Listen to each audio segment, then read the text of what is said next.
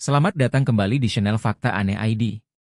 Kali ini, kita akan membahas topik yang sangat menarik dan sedikit tak lazim, yaitu 4 standar kecantikan tak lazim di dunia, ada dari Indonesia juga. Setiap negara dan budaya memiliki pandangan berbeda tentang apa yang disebut cantik, dan seringkali, standar kecantikan ini bisa terlihat aneh atau bahkan mengejutkan bagi kita. Nah, dalam video ini, kita akan mengajak kalian melihat lebih dekat standar kecantikan di beberapa belahan dunia, yang mungkin belum pernah kalian dengar sebelumnya. Tanpa berlama-lama lagi, mari kita mulai dari negara pertama yang memiliki standar kecantikan yang cukup mengejutkan. 1. Gigi hitam dari Jepang, Ohaguro. Di Jepang zaman dulu, ada sebuah tradisi yang disebut Ohaguro, yaitu tradisi mewarnai gigi menjadi hitam. Mungkin bagi sebagian besar dari kita, gigi putih bersih adalah simbol kecantikan dan kesehatan. Tapi, bagi wanita bangsawan Jepang pada periode Heian hingga periode Meiji, gigi hitam dianggap sangat menarik. Gigi yang diwarnai hitam dengan campuran besi, cuka, dan teh dianggap simbol kematangan, kesetiaan, dan kecantikan tinggi. Tradisi menghitamkan gigi di Jepang dapat ditelusuri sejak zaman Heian, 794-1185 Masehi, di mana praktik ini pertama kali muncul di kalangan wanita istana. Pada masa itu, kecantikan diukur dengan cara yang berbeda dari standar kecantikan modern. Kulit yang sangat putih, rambut panjang yang tergerai, dan gigi hitam pekat dianggap sebagai simbol kecantikan dan kemurnian. Selama periode Kamakura dan Muromachi, 1185-1573 Masehi, tradisi ini berkembang dan mulai diadopsi oleh lebih banyak kalangan, termasuk wanita dari keluarga bangsawan dan para istri samurai. Pada masa ini, Ohaguro juga melambangkan status sosial, karena hanya mereka yang berasal dari keluarga kaya atau terhormat yang dapat melakukan praktik ini secara teratur. Warna hitam pada gigi dianggap menunjukkan kematangan dan keanggunan, terutama bagi wanita yang sudah menikah.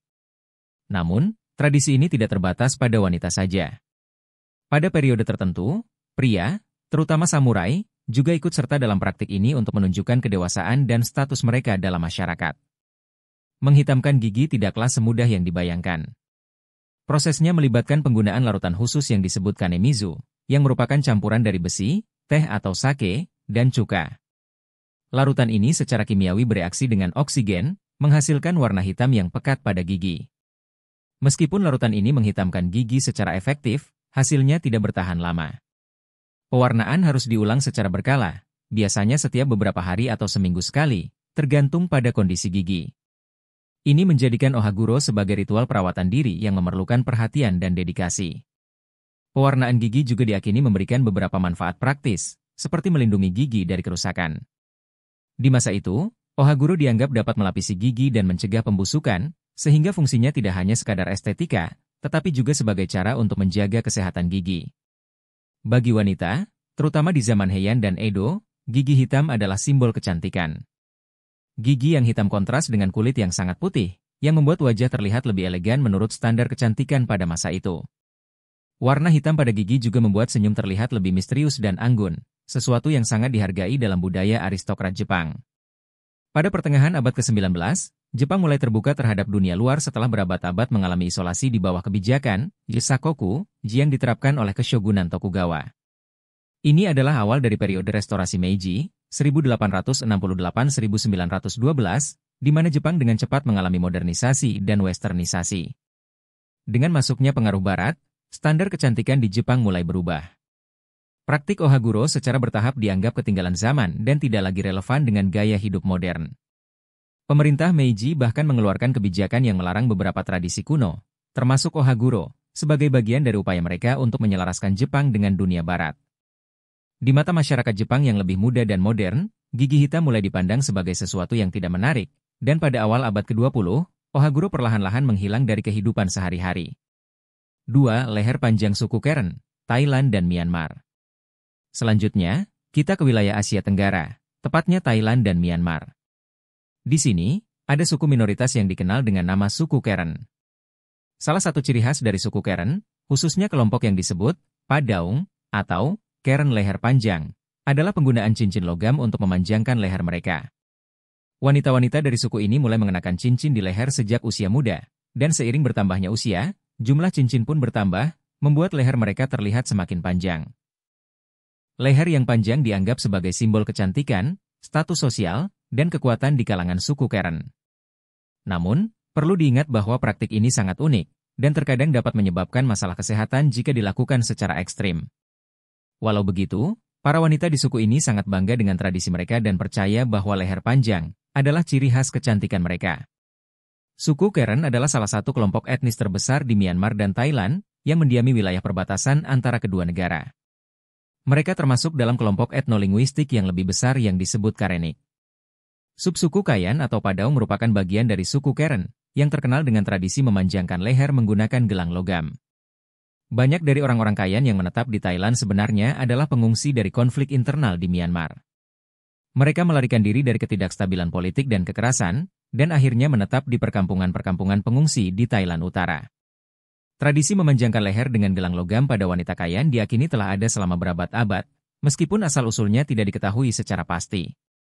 Beberapa legenda suku mengatakan bahwa cincin tersebut awalnya digunakan sebagai perlindungan dari serangan harimau, sementara yang lain menyebutnya sebagai tanda kecantikan dan status sosial. Dalam cerita rakyat Kayan, wanita dengan leher panjang dianggap mirip dengan naga, yang merupakan makhluk mitologi penting dalam budaya mereka. Oleh karena itu, leher yang panjang dipandang sebagai simbol kecantikan dan kekuatan. Tradisi ini menjadi semacam identitas budaya, dan cara untuk mempertahankan warisan suku mereka di tengah perubahan zaman. Proses memanjangkan leher dimulai pada usia muda, biasanya ketika seorang gadis berusia sekitar 5 tahun. Cincin logam atau gelang tembaga dipasang di sekitar leher mereka, dan seiring berjalannya waktu, jumlah cincin bertambah. Setiap tahun, cincin tambahan akan dipasang, sehingga secara bertahap leher terlihat lebih panjang. Namun, cincin-cincin ini tidak benar-benar memanjangkan tulang leher. Secara ilmiah, cincin tersebut menekan tulang selangka dan tulang rusuk, menciptakan ilusi leher yang lebih panjang. Leher sebenarnya tetap memiliki panjang yang sama, tetapi posisi tulang dan otot di sekitar leher yang berubah, akibat tekanan yang terus-menerus dari cincin tersebut. Para wanita yang mengikuti tradisi ini biasanya memakai cincin-cincin tersebut seumur hidup. Dalam beberapa kasus, cincin dapat dilepas untuk waktu tertentu, tetapi dalam banyak kasus, cincin tersebut tetap dipakai sepanjang waktu. Leher panjang dianggap sebagai simbol kecantikan, martabat, dan identitas bagi wanita Kayan.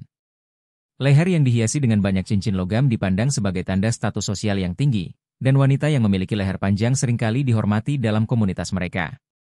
Selain itu, cincin-cincin logam ini juga diyakini memberikan perlindungan fisik kepada wanita, baik dari serangan binatang liar maupun dari penculikan.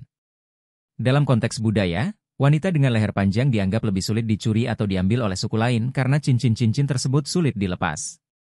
Di samping itu, ada pandangan bahwa praktik ini memiliki aspek religius atau spiritual. Beberapa anggota komunitas Kayan percaya bahwa cincin logam dapat membantu menjaga kesucian dan ketertiban dalam kehidupan wanita. 3. Tradisi mengenakan piring besar di bibir bawah suku Mursi, Ethiopia. Dari Afrika, kita ke Ethiopia, lebih tepatnya suku Mursi. Suku Mursi adalah salah satu suku paling dikenal di kawasan lembah Omo di Ethiopia, yang terletak di bagian barat daya negara itu. Mereka merupakan masyarakat nomaden yang sebagian besar hidup dengan menggembalakan ternak dan bercocok tanam. Suku ini terkenal karena mempertahankan tradisi kuno mereka meskipun dunia modern terus berkembang. Jumlah populasi suku Mursi relatif kecil, dengan sekitar 7.500 hingga 10.000 anggota, yang tersebar di beberapa desa di wilayah terpencil Ethiopia. Meskipun banyak suku di Ethiopia yang telah mengalami modernisasi, suku Mursi tetap mempertahankan gaya hidup tradisional mereka, termasuk dalam cara mereka berpakaian, berbicara, dan menjalankan ritual-ritual adat mereka. Wanita-wanita dari suku Mursi terkenal dengan tradisi mengenakan piring besar di bibir bawah mereka. Loh, kok bisa? Di masyarakat suku Mursi, seorang wanita dianggap semakin cantik jika bibir bawahnya semakin besar, dan ini dicapai dengan memasang piring tanah liat. Wanita Mursi biasanya mulai melakukan ini saat beranjak dewasa, dan seiring waktu, piring tersebut semakin diperbesar. Tradisi mengenakan piring bibir ini telah menjadi bagian dari kehidupan wanita suku Mursi selama ratusan tahun. Meski tidak ada dokumen tertulis yang menjelaskan kapan tepatnya tradisi ini dimulai, tradisi ini dianggap berasal dari zaman kuno dan mungkin memiliki hubungan dengan berbagai suku Afrika lainnya, yang juga mengenakan perhiasan bibir atau tubuh sebagai tanda kecantikan atau status sosial. Di beberapa budaya di Afrika dan Amerika Selatan, tradisi penggunaan perhiasan tubuh berfungsi sebagai cara untuk membedakan kelompok etnis atau menunjukkan status sosial. Dalam beberapa kasus, tradisi ini bahkan berfungsi sebagai perlindungan, karena perhiasan tubuh yang mencolok bisa membuat wanita kurang menarik bagi penjajah atau pedagang budak. Di suku Mursi, piring bibir kini telah berkembang menjadi simbol kebanggaan budaya dan kecantikan tradisional. Pertama, seorang wanita tua dari suku tersebut akan membuat luka kecil di bibir bawah gadis tersebut.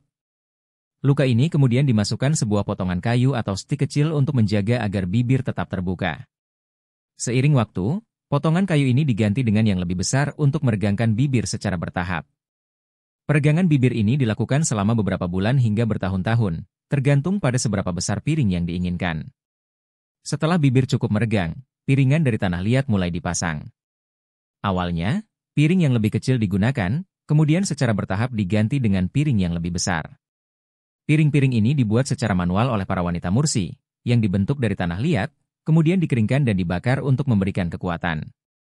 Dalam suku Mursi, piring bibir dianggap sebagai simbol kecantikan dan kedewasaan seorang wanita. Semakin besar piring bibir yang dikenakan, semakin dianggap cantik dan berharga seorang wanita di mata komunitas. Ini adalah bagian penting dari persiapan seorang wanita untuk pernikahan, dan piring bibir menandakan bahwa seorang gadis sudah siap untuk menikah. Piring bibir ini dianggap sebagai simbol kecantikan, kedewasaan, dan status sosial tinggi.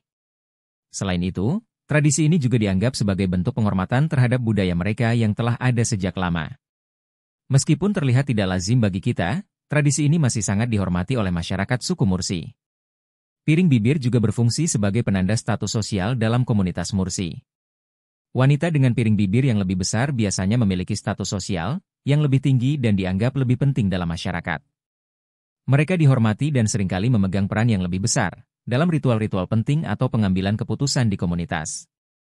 Kecantikan dalam budaya Mursi sangat berbeda dari standar kecantikan di dunia barat. Bagi masyarakat Mursi, wanita yang mengenakan piring bibir besar dianggap lebih menarik dan berharga, terutama dalam konteks pernikahan.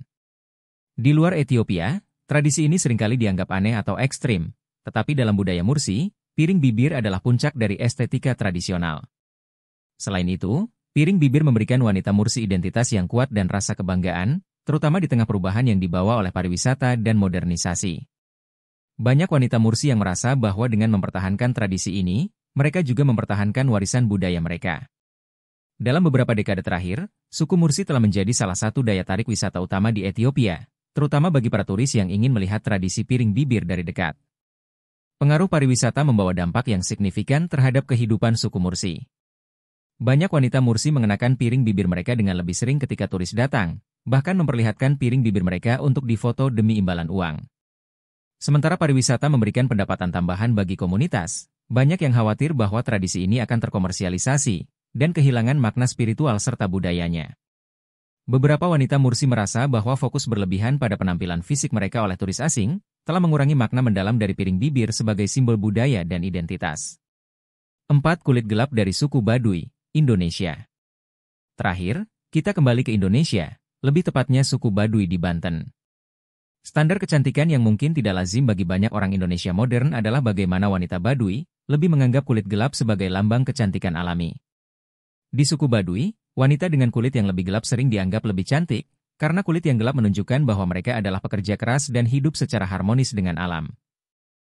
Ini tentu kontras dengan tren kecantikan di banyak tempat di Indonesia, di mana kulit putih seringkali dianggap lebih cantik. Namun, bagi masyarakat Baduy, kecantikan justru ada dalam kesederhanaan, kedekatan dengan alam, dan warna kulit yang menandakan kerja keras. Ini adalah contoh nyata bagaimana persepsi kecantikan dapat berbeda drastis bahkan di dalam satu negara. Jadi, itulah 4 standar kecantikan tak lazim di dunia yang mungkin tidak banyak orang ketahui. Dari gigi hitam di Jepang hingga kulit gelap di Baduy, kita bisa melihat betapa beragamnya konsep kecantikan di berbagai budaya. Pada akhirnya, kecantikan itu sangat subjektif, tergantung dari cara pandang dan tradisi yang ada.